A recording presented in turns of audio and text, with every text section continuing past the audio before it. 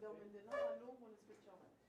Ħallu anke miftuħ ħabba ventilation, ta' mhux ħanalqu.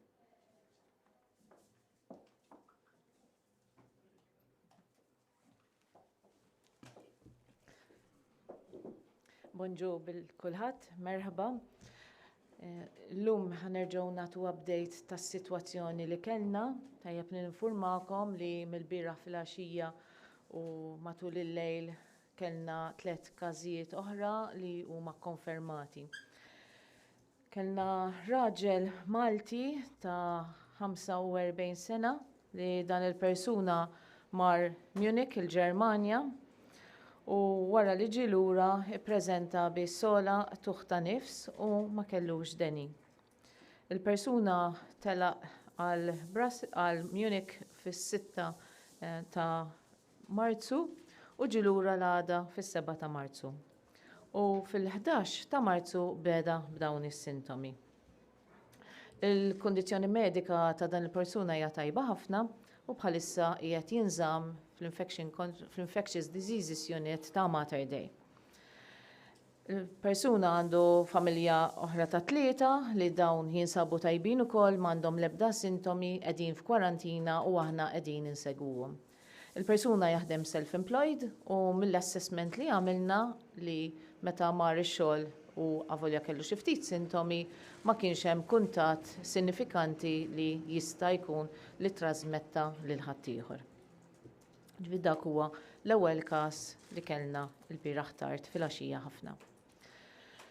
Matul il-lejl kellna konferma ta' 2 każijiet oħra. L-ewwel wieħed huwa Taljan ta' 40 sena li huwa jgħix hawn Malta li jaħdem hawn Malta u fid-29 ta' Frar u mar Pariġi u rritorna lura Malta fis-6 ta' Marzu. Fl-10 ta' Marzu beda jħoss is-sintomi ta' deni u sola ħafifa, għamel kuntatt magħna propju l-bieraħ aħna għamilna swabbing ta' dan il-persuna u r-riżulta li huwa pożittiv. Dan il-persuna jaħdem online, jiġifieri m'għandux post fiss, allura ma jkollux kuntatti ma' impjegati oħrajn u allura hemmhekk il-post tax-xogħol m'għandniex l-ebda riskju. Kellu kuntatt każwali wkoll ma' 2 persuni oħrajn, għamilna risk assessment ta' dawn il-persuni u dawn ukoll aħna qegħdin insegwuhom u jkunu f'kwarantina. It-tielet każ li għandna hija tfajla ta' 30 sena, hija Maltija li hija wkoll healthcare worker. Din il-persuna marret Brussels fil-5 ta' Marzu u rriturnat lura fid-9 ta' Marzu. Fil-11 ta' Marzu hija bdiet tiżviluppa sintomi ta' deni u ftit sola. L-għada fit-12 ta' Marzu ġifieri l-bieraħ hi alertjat il-helpline tagħna bis-sintomi għamilna swab u matul il-lejl ħareġ dan ir-riżultat ta' COVID positive. Bħala familja aħna rajna min huma nies il-komplement fid-dar tagħha wkoll u dawn għamilna risk assessment tagħhom. Ħadd minnhom bħalissa m'għandu sintomi, però aħna qegħdin insegwuhom għal sintomi u qegħdin ukoll f'kwarantina. Kella xi ftit social events ukoll li wkoll bħalissa qegħdin nagħmlu risk assessment tagħna ħa naraw jekk kienx hemm espożizzjoni. Il-persuna għalmettilkom hija healthcare worker marret għax-xogħol on the tent, jiġifieri s-sintomi bdew l-għada fil-għaxija. Riskju huwa minimu ħafna, però aħna ridna nieħdu l-prekawzjoni kollha meħtieġa u propju flimkien mal-infection control tal-isptar tagħna għamilna risk assessment propju dalgħodu fuq dan il-każ u aħna rajna li jekk dawk in-nies li kienu f'kuntatt magħha avolja risku huma minimu ħafna, xorta aħna dawn in-nies ħalli npoġġuhom f'kwarantina ħalli aħna nkunu iktar żgur. Niftakru li l-miżuri li nieħdu aħna f'postijiet ta' sptar huma iktar rigorużi milli nagħmlu wkoll fil-komunità ħalli aħna nkunu ċerti mis-sitwazzjoni. Tajjeb ngħidu li ħadd min-nies li kellhom kuntatt magħha fl-isptar ma kellhom l-ebda sintomi. U tajjeb nerġa' nfakkar li dan il-każ ma ttieħedx bl-ebda mod mill-isptar għaliex il-persuna kienet imsifra bejn il-5 u d-9 ta' Marzu u s-sintomi ħarġu fl-11 ta' Marzu. Dawk huma il-każijiet li kellna 3 bħalma qegħdin taraw issa għandna 12 każ. Il-każijiet kollha kienu kollha importati minn postijiet li fejn nafu li hemm numru ta' każijiet hemm minnhom li kienu fejn hemm trasmissjoni qawwija u hemm postijiet oħra fejn hemm inqas trasmissjoni.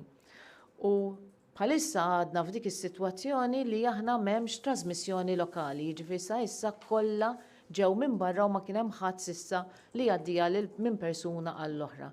Dak huwa punt importanti ħafna fejn aħna m'għandniex trasmissjoni lokali. Naħseb f'dan l-istadju nerġa' nixtieq infakkarkom ftit kif jiġri l-proċess ta' kif aħna ninvestigaw il-każijiet anke tkunu tifhmu wkoll ċertu timelines li meta nkunu qegħdin aħna nkunu nafu bil-każijiet. Mela meta aħna nkunu nafu bil-każijiet, dawn jistgħu jidħlu kemm minn pereżempju tabib li jkun qed jara l-każijiet fil-klinik tiegħu, jew inkella jkun rawhom xi health center, jew inkella ġieli anke l-emerġenza stess, jekk jinsertaw imorru hemmhekk. U meta hemmhekk isir l-alert aħna nagħmlu risk assessment tagħna fejn naraw x'inhuma s-sintomi u naraw fejn kienu msefrin il-persuni jew inkella kellhomx kuntatti ma' nies oħrajn. Hemmhekk il-persuni jekk ikunu fiċ-ċentru tas-saħħa jew inkella jekk ikunu f'Mater Dei nagħmluhom it-test fejn ikunu hemmhekk stess. Jekk huma jkunu qegħdin iċemplu fuq il-helpline għax qed ikollna ħafna telefonati fuq il-helpline tagħna, aħna jekk dawn il-persuni jkunu jistgħu imorru fiċ-ċentru li għandna tat-testing ta' ħalluqa imorru hemmhekk.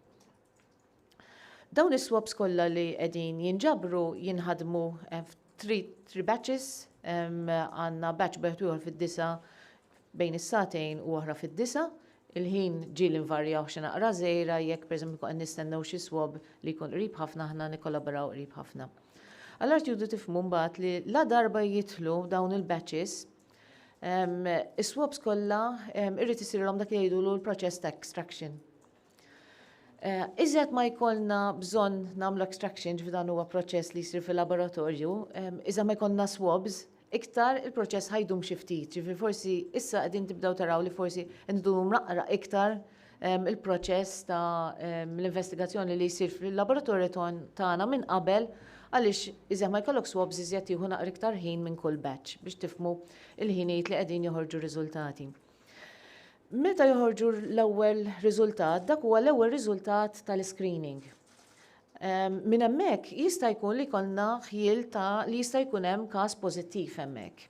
Ġifieri aħna at that stage ma ninfurmawkomx li għandna każ pożittiv għaliex dan jista' ma jkunx pożittiv. Tajjeb, aħna ninfurmawkom b'każijiet pożittivi fix-ħin wara l-screening test nerġgħu nagħmlu 2 confirmatory tests. Biex tifhmuna meta nkunu qegħdin ninfurmawkom aħna bir-riżultati pożittivi huwa wara dak li jsir iż-2 confirmatory tests. Ġieli l-ħinijiet tal-confirmatory tests ħajkunu jew tard ħafna fil-għaxija, pereżempju l-każ li kellna tal-Malti li jettilkom l-ewwel wieħed dak kien tard ħafna fil-għaxija u kien għalhekk li ma qadniex naqilawkom biex inġibukom tard fil-għaxija biex ninfurmawkom dwar każ wieħed u kien għalhekk li qegħdin ninfurmawkom dawn it-3 każijiet issa f'daqqa. Il-mistenni huwa li issa jibdew jiżdiedu iktar il-każijiet, qed nagħmlu ħafna iktar active case finding aħna permezz taċ-ċentru li ħloqna hemmhekk qed nagħmlu ħafna iktar tests u allura il-possibilità li jibqa' jkollna iktar każijiet dejjem isir, però aħna ħanżommu dan il-ħin magħkom biex dejjem nagħmlukom l-aġġornamenti u jekk inqala xi ħaġa jkun hemm bżonn anke nagħmlu iktar aġġornamenti magħkom ukoll. Il-helpline kellna ħafna nies li qegħdin iċemplu. Ħafna. U forsi kellkom min għalinna li ma setax jaqbad magħna għaliex il-kapaċità tal-helpline ma setax tlaħħaq għan-numru ta' mistoqsijiet li kellhom in-nies il-poplu tagħna. U allura propju mill-bieraħ aħna ftaħna ċentru ieħor fil-Mosta li hemmhekk huwa mand b'nies li jistgħu jgħinuna nwieġbu ċertu mistoqsijiet li mhumiex mediċi. Għaliex ħafna nies qegħdin jistaqsu għandix insifer għal dawn il-postijiet, x'inhi s-sitwazzjoni, dak kollha jistgħu iwiġbuhom nies li mhumiex tobba. Però magħhom dejjem qed ikun hemm tabib biex jekk ikun hemm ċertu mistoqsijiet ikun jista' jgħinhom iwiġbuhom ukoll. U il-helpline center li għandna propju hawnhekk dak żammejni għal dawk in-nies biex jiġu diverted dawk il-calls li qegħdin jissaqsu dwar affarijiet kliniċi jew inkella iktar importanti dawk in-nies li jsifru u kellhom ċertu sintomi ħalli hekk nkun nistgħu nagħmluhom l-assessment. Tifhmu li meta jkun hemm persuna li qed iċċempel u għandha xi sintomi u sifret, l-assessment isir fid-dettall ħalli aħna jkollna l-informazzjoni kollha li tkun meħtieġa. Meta mbagħad isir ikollna confirmatory case, nerġgħu nkellmu lill persuna x'imbagħad inkunu rridu nagħmlu iktar investigazzjoni fil-fond, inkluż ukoll il-contact tracing bħalma dejjem qegħdin ninfurmawkom fuqhom. Aħna s-sitwazzjoni ħin kollu qegħdin nagħmlu assessment tagħha, ġifri minn ħin għal ħin hawnhekk hawn staff li qegħdin iħarsu x'inhi s-sitwazzjoni ta' f'pajjiżi oħrajn, qegħdin naraw kemm qed ikun hemm pajjiżi oħrajn, qegħdin naraw x'miżuri qegħdin jieħdu wkoll pajjiżi oħrajn, qed nitalmu kemm qed ikunu effettivi dawn il-miżuri u għalhekk li aħna il-ħin kollu għaddejjem bl-assessment tagħna u bħalma qegħdin taraw dejjem qegħdin inħabbru iktar miżuri li dawn il-miżuri qegħdin ikunu ibbażati fuq il-pjan tagħna imma bbażati fuq is-sitwazzjoni kemm hawn Malta kif ukoll x'qed jiġri barra minn Malta u dak li jista' jinfluwenza lilna. Bħalma rajtu dal-aħħar konna qegħdin nagħmlu ħafna miżuri fejn aħna qegħdin innaqsu social distancing. Tajjeb li qed naqbdu key populations li jistgħu jiġu affettwati. Rajtu li aħna naqqasna u waqqafna mass gatherings li huma kbar biex kemm jista' jkun in-nies ma jiltaqgħux ma' xulxin. Il-bieraħ ħabbarna li isma' l-iskejjel aħjar issa jingħalqu u propju anka ħriġna leġislazzjoni l-bieraħ flaxija biex ikunu preparati li l-iskejjel ikunu jingħalqu.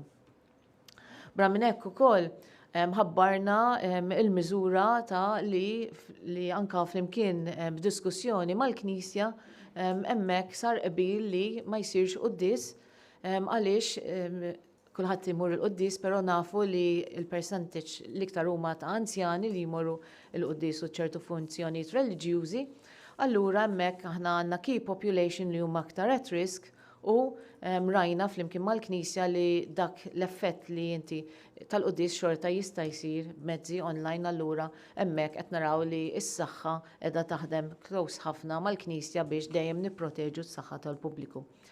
Lan kollu ta' dan huwa li aħna nafu li dis-sitwazzjoni tista' tolqotna bħalma qed tolqot il-pajjiżi oħrajn fejn jista' jkollok trasmissjoni lokali.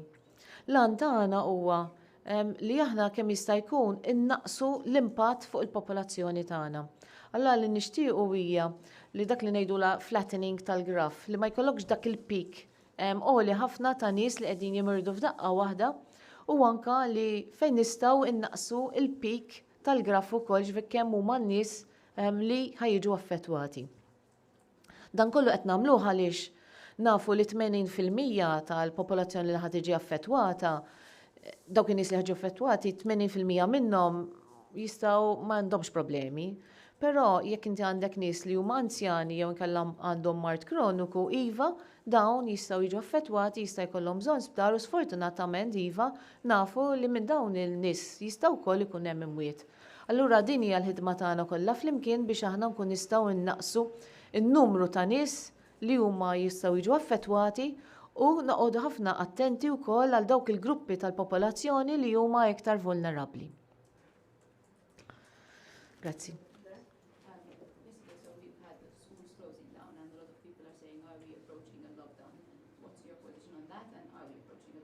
Mela kifet issa diġà qegħdin nevalwaw is-sitwazzjoni l-ħin kollu, ġifieri hemmhekk bħalissa hekk f'uffiċini ta' hekk għandna nies li propju qegħdin jaraw x'inhi s-sitwazzjoni f'pajjiżi oħrajn.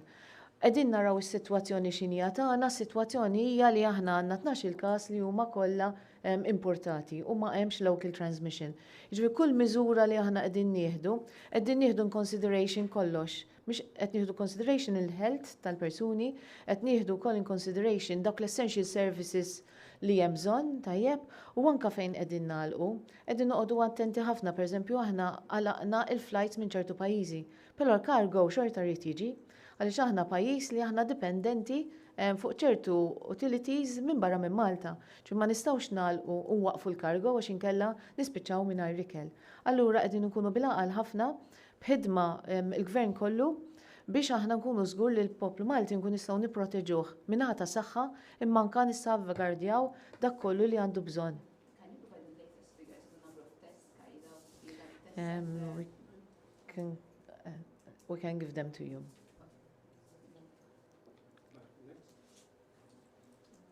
Mela, inti qed tilet waħda każ hija ħaddiema Mother Day. Iva. Tikkonferma nafti x'ners x'il-professjoni tagħhom. U għandek il-qorti għadhom għaddejjin bil-ritma tagħhom, għandek ħafna nies ikkonċernata xi titilgħu fuq tal-linja ħafna nies daqqa. Il-gyms għadhom għaddejjin, bars, ristoranti wkoll. Hemm xi tip hemm ħsieb li dawn jingħalqu fil-żmien futur. Mela, naħseb jiena punt li dejjem saħħaħt fuq hija li m'għandniex nagħtu informazzjoni dettaljata fuq ċertu persuni. L-isptar tagħna kbir, però mhux kbir biżżejjed u easy li ħafna li aħna nkun nistgħu nidentifikaw lin-nies. Ġifieri nixtiequ nżommu l-professjoni dak ħareġ minn hawnhekk. Il-ġurnalisti stess kien ħarġet propju waqt press conference. Mhijiex ners. Tajjeb, dejjem nżommu l-konfidenzjalità tal-persuni l-ewwel net biex il-persuna jibqa' mhux identifikat, imma anke biex noħolqux allarm ukoll mal-professjonijiet. Iva, infatti fil-qorti diġà preparazzjonijiet ukoll x'għandu jiġru wkoll fil-qorti u hemm il-Ministru responsabbli li wkoll qed jieħu azzjoni f'dak l-aspett. Gyms kien hemm ħafna l-gyms li kellmuna wkoll fuqha li aħna qegħdin inħarsu ta' kif titieħed din inti għandek persuna li jista' jkun bis-sintomi u jgħaddiha lil ħadd ieħor allura miżuri li jistgħu jieħdu mhux il-gyms biss imma kull fejn jidħlu nies hija l-ewwel nett li persuni li jidhru l ma jifilħux importanti ma jħalluhomx jidħlu. Iġiene personali u anke li inti jkollok kontroll ta' kemm ikun hemm persuni at any one point in time f'postijiet. Għadhom in-nies meta jmorru l-ħabb u jittestjaw Iva. imorru d-dar, għadhom tmorru d-dar. Dik hija mela l-każijiet li għandna huma kollha m'hemmx local transmission, huma kollha każijiet li ġew minn barra individwali. Aħna l-każijiet meta nagħmluhom l-assessment fuq it-telefon diġà nkunu qegħdin naraw kemm huma reliable u kemm hija l-compliance tagħhom. X'in jaslu fil-ħabb ukoll hemm it-tobba li qegħdin jagħmlu assessment ukoll tal-compliance tagħhom. Jekk naraw nies li mhumiex se jkunu compliant, aħna għandna post fejn nistgħu nirreferuhom għalihom sakemm joħroġ ir-riżultat. Ġifieri dak huwa l-assigurazzjoni li għandna aħna fuq dawn in-nies li ħajjerġgħu jmorru lura u nassigurak li s'issa kellna compliance, in-nies fehmu li huma issa għandhom is-sintomi jistgħu jkunu li għandhom il-COVID-19, ħafna minnhom ma kellhomx, però xorta kif aħna imorru lesti mit-test, imorru lejn id-dar u qegħdin joqogħdu hemmhekk. Għax xi inċemplu dejjem qegħdin insibuhom hemmhekk. Prosdawċi, biex nistaqsi, saru spezzjonijiet mill-pulizija għal persuni li qegħdin fi kwarantina kien staf li kien hemm ksur tagħhom dawn. Mela, il-liġi għaddiet propju l-bieraħ bil-lejl. Tajjeb, il-liġi mela aħna għandna l-att tas-saħħa pubblika li jagħti l-mandat biex inkun nistgħu noħorġu legal notices.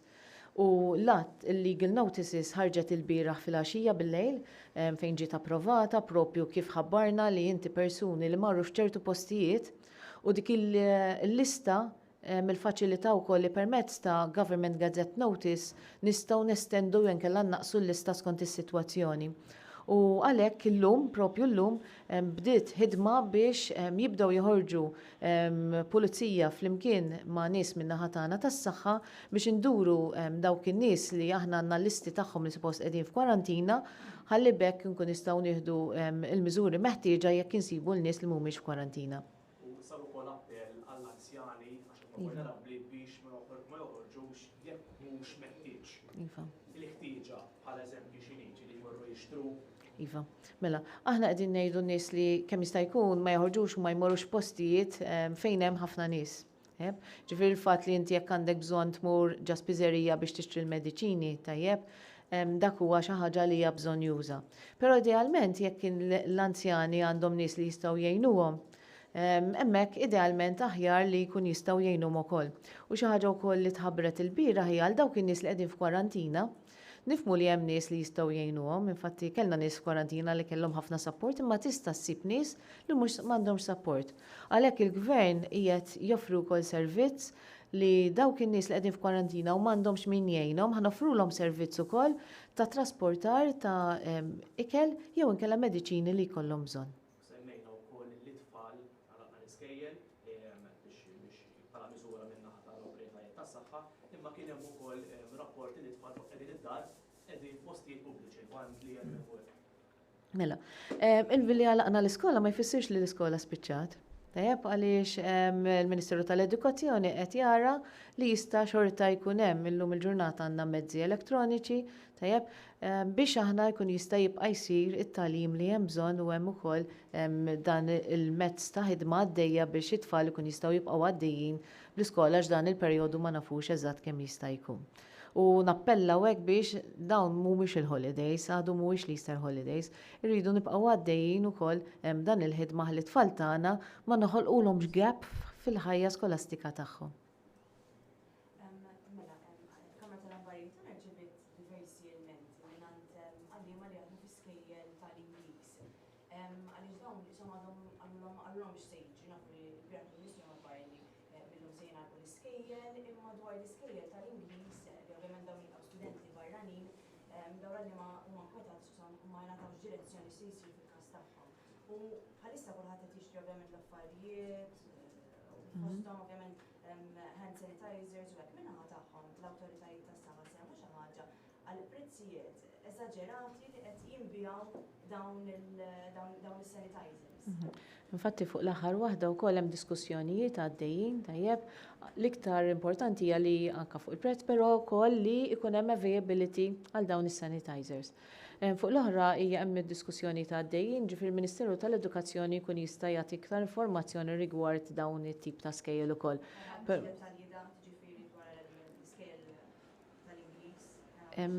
Nkun nistgħu nagħtukom iktar informazzjoni.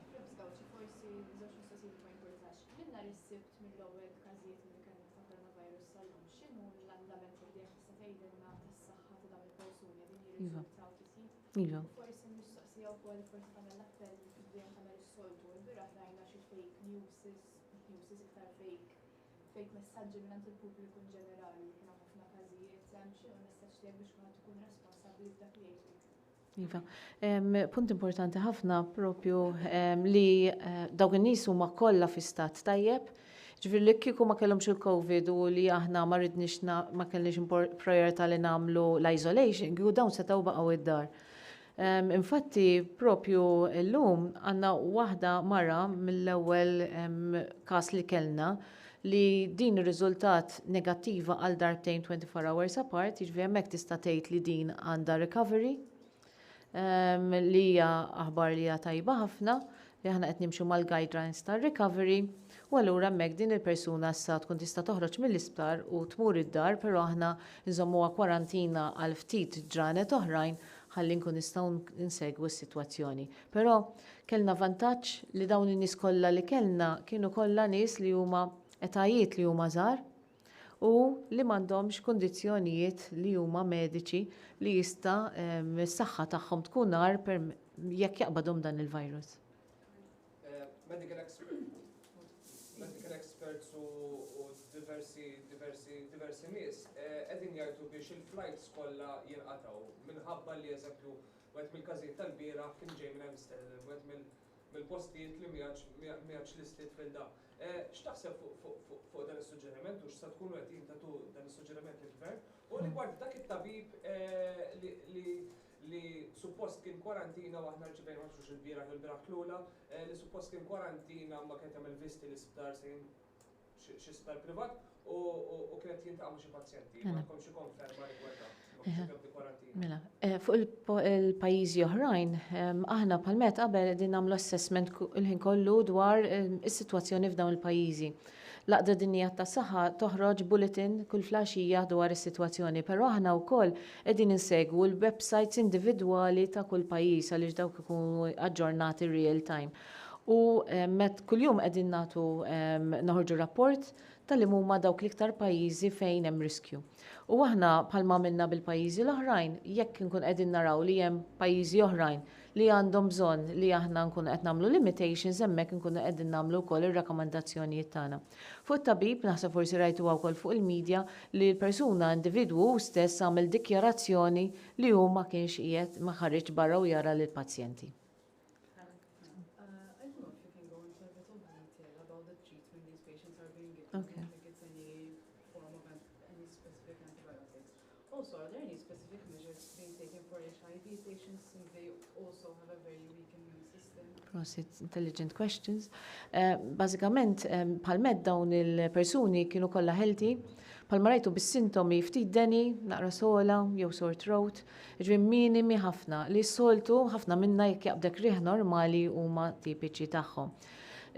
Dawn qegħdin jinżammu monitored biex naraw id-deni, etc., però qed ikollhom bżonn l-ebda trattament u kważi qed jinżammu hemmhekk iktar minħabba isolation. Bħalissa fuq każijiet li jistgħu jkunu jaffettwaw iktar li jistgħu jkunu iktar gravi, hemm clinical trials għaddejjin barra minn Malta u fejn qegħdin jagħmlu tests bil-clinical trials ta' ċertu mediċini li jintużaw għal tip ta' infezzjonijiet oħra fosthom anke l-HIV. U qegħdin jagħmlu dawn il-clinical trials. Infatti aħna Malta wkoll tlabna li jekk ikollna każijiet li huma gravi nistgħu wkoll naraw nistgħux nipparteċipaw f'dawn il-clinical trials ħalli nkun nistgħu wkoll nikkontribwixxu wkoll għar-riċerka li qiegħda ssir propju fuq dan il-għan. U importanti ħafna li meta jkollok persuni taqbada kmieni, speċjalment f'dawk in-nies li huma vulnerabbli ħalli inti tkun tista' titratta.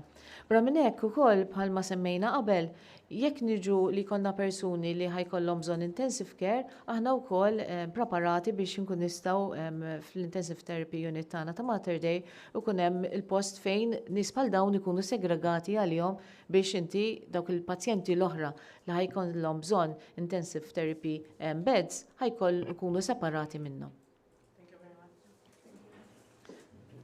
Semmejtx tal-fake news. Iva, importanti. Importanti li taħdmu magħna bħalma dejjem ednilkom, jekk taraw xi fake news, please qabel ma tdawruha, ikkonsultaw magħna u aħna nkun nistgħu nivverifikaw ċertu informazzjoni. Il-bieraħ pereżempju kien hemm li ħarġu ċertu numru sostanzjali ta' każijiet. Bħalma wedniekom aħna dejjem qegħdin ninfurmawkom in real time fix ħin ikun hemm dawn ir-riżultati li huma pożittivi. Grazzi. To prefer minn media houses